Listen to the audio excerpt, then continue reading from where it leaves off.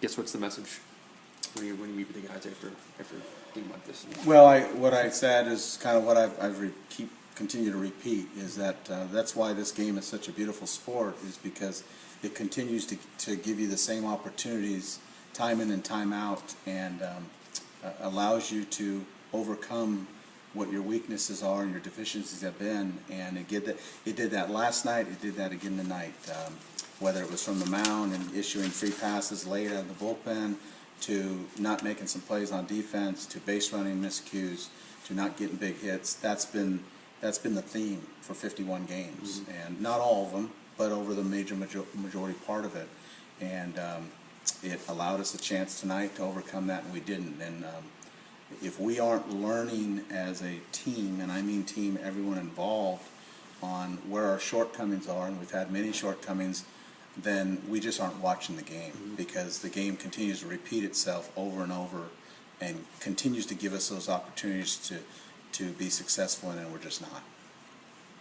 That eighth and ninth inning kind of just sum everything up for the season, essentially. Yeah, it did.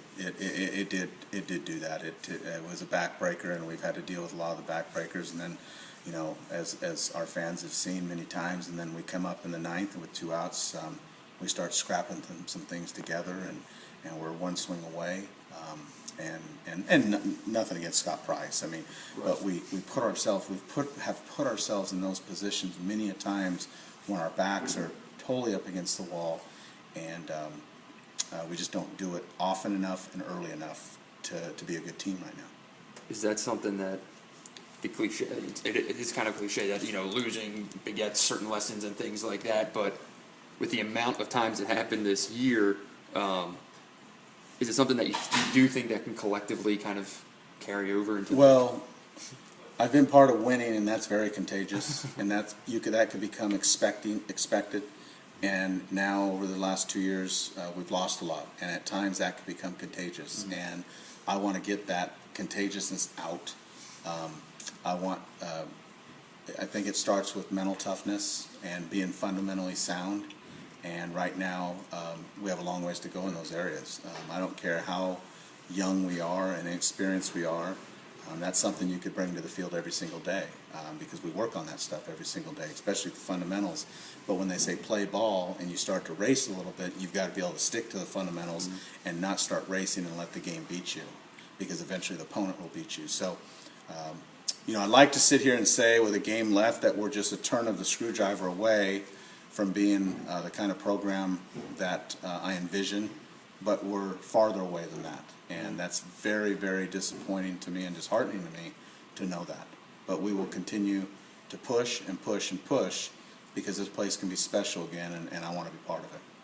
On the bright side, you needed a gem, a great outing from your starter. You got that from Williams. Yeah, there's definitely some bright things that go unnoticed. Nick, again, going out like Zach did last night and give us an opportunity.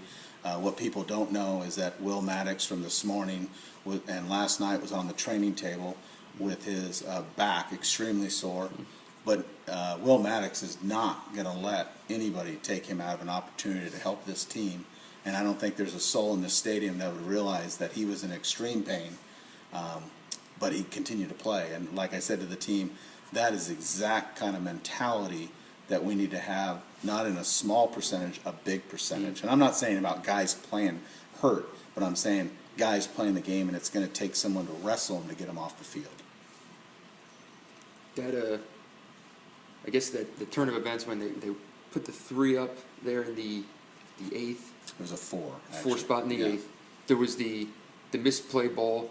Right, and then they got guys really the big thing was the walks, right. And that's been something that has really continued. It's the free passes, and then the play where it's just to one side here, one side there, and they found a way to do it. And people watching the game could say, well, they were lucky, they got a hit to, but you create your own luck. Sure. And I've been a firm believer all the way my whole career about that. You create your own luck with what you do on a daily basis of playing this game and respecting this game. When you see Kid and Williams that got into that groove there, it was I think at 99 pitches going into the 8th, felt fully confident? I mean, were you looking for him to make it to the ninth or even? Well, I finish the did. game? You know, it's the old adage.